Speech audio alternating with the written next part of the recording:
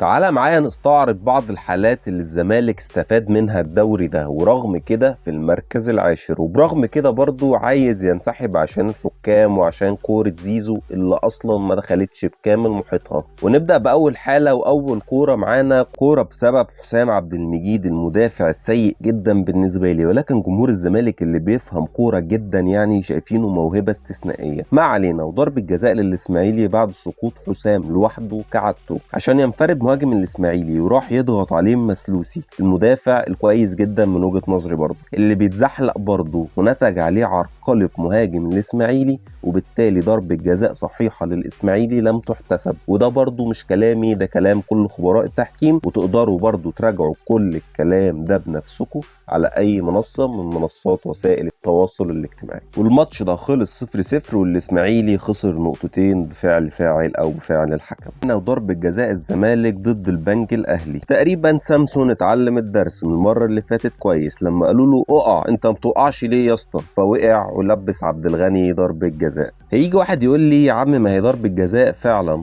طيب انا همشي معاك للاخر، وانها ضربه جزاء صحيحه و100% كمان يا عم، زيها بالظبط ويمكن اوضح في الماتش اللي بعدها على طول ضد سموحه. في ماتش سموحه لصالح حسام حسن، وشد واضح وصريح على حسام عبد المجيد، الحكم ما حسبهاش، لا وكمان خسر سموحه لعيب وطرد حسام حسن عشان بيمثل. لو دي ضربه جزاء يبقى دي ضربه جزاء، الا لو الزمالك جامد يعني وكده. وهنا بنوضح الكيل بمكيالين للزمالك حاجه، وضد الزمالك حاجه تاني خالص. ورغم المساعدات الزمالك خسر من سموحه برضه 1-0، رغم ان الحكم ما اكتفاش بكده وحسب لهم ربع قرن وقت بدل ضايع. الحمد لله قدروا يكسبوا البنك الاهلي بضربه الجزاء بتاعت سامسون، اللي مش عارف هم هيحسبوها صحيحه يبقى كده بتاعت حسام حسن صحيحه، ولا يحسبوها مش صحيحه يبقى كده بتاعت حسام حسن مش صحيحه. وفي ماتش سيراميكا الاخير وفي اول تلت ساعه طرد مباشر على حسام عبد المجيد المدافع السيء، ولكن الحكم احتوى الموقف بعد منع حسام مهاجم سيراميكا انه يروح بانفراد تام بالمرمى، واكتفى بالانذار رغم ان الفار تدخل واستدعاه. ولكن روح الاحتواء كانت اقوى. هيجي واحد يقول لي ما في ضربه جزاء للزمالك، اقول له طرد حسام ده كان هيخلص على الزمالك خالص، وما كنتش هتوصل لجول سيراميكا بسهوله اصلا لانه في بدايه الماتش. يجي لضربه جزاء زيزو، الكوره لم تتخطى بكامل محيطها وهم اتاكدوا من ده، يقول لك خلاص لازم تتعاد عشان اللعيب المصري دخل منطقه الجزاء قبل ما تتلعب. طيب وبتاعه ماتش فاركو اللي في الماتش اللي بعده على طول دي ما اتعادتش ليه؟ عشان الزمالك جامد ولا عشان بيان الانسحاب؟ نيجي بقى الماتش فاركو نفسه وجول الزمالك الاول.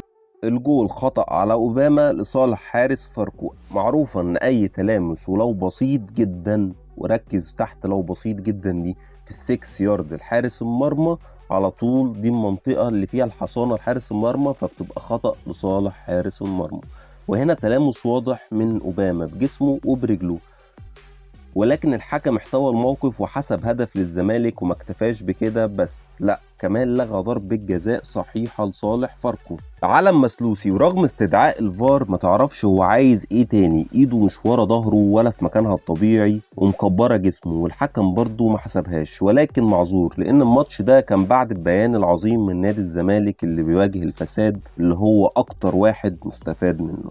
امبارح واسلام صادق وتصريح للتاريخ. امبارح اسلام صادق بيدافع عن مجلس اداره نادي الزمالك باستماته، حرفيا بيدافع وخلاص، والله اعلم ليه، انا ما اعرفش السبب. وفي نفس الوقت رضا عبد العال عمال يقول له لا يا عم يا عم مفيش الكلام دوت، نادي الزمالك لسه محققش اي مطالب من اللي هو عايزها. يقول له يا عم اعلنوا جدول اهو بتاع الدوري، يقول له طب ما هو معلنين جدول الدوري ده من بدري، فهي حاجه مش جديده. واسلام صادق مصمم، ورضا عبد العال يقول له من هنا وده يجيبه من هنا. اخر ما زهق قال له طب بص بقى انا هقول لك خبر وسر محدش يعرفه، من الاخر كده الزمالك ما يحقلوش ان هو يلعب في الكونفدراليه السنه الجايه. ايه؟ ايوه زي ما انت ما سمعت كده، عشان عليه ماديات وحاجات، بس اتحاد الكوره والرابطه هيظبطوها له وهيلعبوه، هيظبطوا له الماديات والحاجات دي ويلعبوه. طب ماشي يا عم. رضا عبد العال قال له طب وايه يعني، ما انا عندي الدوري والكاس اهم من الكونفدراليه، وما هموش برضه، وشايف برضه ان مجلس اداره الزمالك ما حققش اي مطالب.